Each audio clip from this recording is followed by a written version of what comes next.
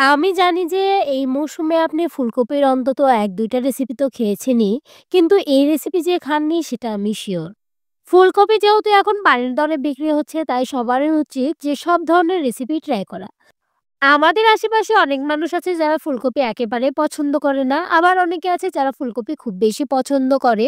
আজকে যে রেসিপি বানাবো এই রেসিপি কিন্তু যারা ফুলকপি পছন্দ করে না তাদের কাছে অনেক ভালো লাগবে। আর যারা ফুলকপি পছন্দ করে তাদের কাছে তো ভালো লাগবেই।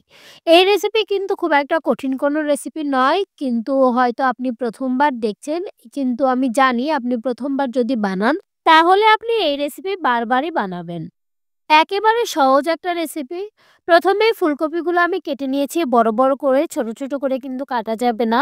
এরপর পানিতে ভালো করে ধুয়ে নিয়েছি। এরপর একটু কুড়ে নিলাম, মানে দেখতেই পাচ্ছেন ছোট, ছোট টুকরো করে কুড়ে নিলাম। এরপর লবণ দিয়ে দিয়েছি। লবণ দিয়ে ভালো করে ফুলকপিটা একটু ছেনে নিলাম, যাতে একটু কম হয়ে আসে। এরপরে দিয়ে দিলাম এর মধ্যে বেসন। বেসনটা আমি একটু চেলে নিচ্ছি। আপনারা সরাসরি দিয়ে দিতে পারেন। বেসনটা দিয়ে দেওয়ার পর দিয়ে দিব ময়দা এবং চালের গুঁড়া। এখানে কিন্তু কোনো মেজারমেন্ট নাই। আপনি আপনার ইচ্ছামতো দিতে পারেন। আমি ৩ টা প্রায় সমান, সমান দিয়েছি। মানে চালের গুঁড়া, ময়দা আর হচ্ছে বেসন। এরপর দিয়ে দিলাম মরিচের গুঁড়া, হলুদের গুঁড়া, ধনিয়ার গুঁড়া, জিরার গুঁড়া আর গোলমরিচের গুঁড়া। একটু দিয়েছি তেজপাতার গুঁড়া, একটু মিষ্টি জিরার গুঁড়া।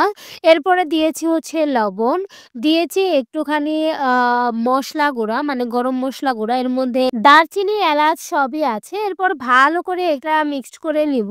মানে সবগুলো উপকরণ যেন একেবারে প্রপারলি মিশে যায়। এটা কিন্তু অনেকটা শক্ত একটা ডো হবে। অনেকটা আমরা পেঁয়াজির যেই ডোটা করি বা পেঁয়াজুর যে ডোটা করি সেরকম হবে। এরপর কড়াইয়ে তেল দিয়ে দিতে হবে। এটা কিন্তু ডুবো তেলে ভাজতে হবে। পেঁয়াজুর কথা বললাম কারণ এটার টেস্টটা অনেকটা পেঁয়াজুর মতো। পেঁয়াজও কিন্তু আমাদের সবারই খুবই পছন্দের। শীতকালে কিন্তু ভাজা পোড়া খেতে খুবই ভালো লাগে। আর তার মধ্যে এই নতুন একটা রেসিপি যদি ট্রাই করেন আমি আশা করি আপনাদের খুবই ভালো লাগবে। অবশ্যই ট্রাই করবেন। আর এই রেসিপিটা বানানোর সময় মানে জালটা কিন্তু একেবারে মিডিয়াম থেকে লো দিকে হবে, তাছাড়া কিন্তু পুড়ে যাবে।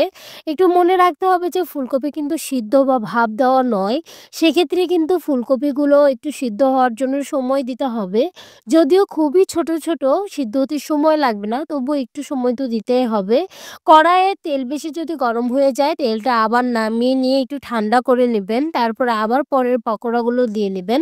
তাহলে আশা করছি যে খুবই ভালো হবে। এগুলো দেখতে যেমন সুন্দর হয়েছিল, খেতে আরো বেশি সুন্দর হয়েছিল। যারা ট্রাই করবেন তারা আসলে বুঝতে পারবেন। ভিডিওটা যারা দেখছেন তাদের যদি ভালো লেগে থাকে তাহলে কমেন্ট করে জানাবেন। ভিডিওটা দেখার জন্য ধন্যবাদ। Please like, comment and share. Please subscribe my channel.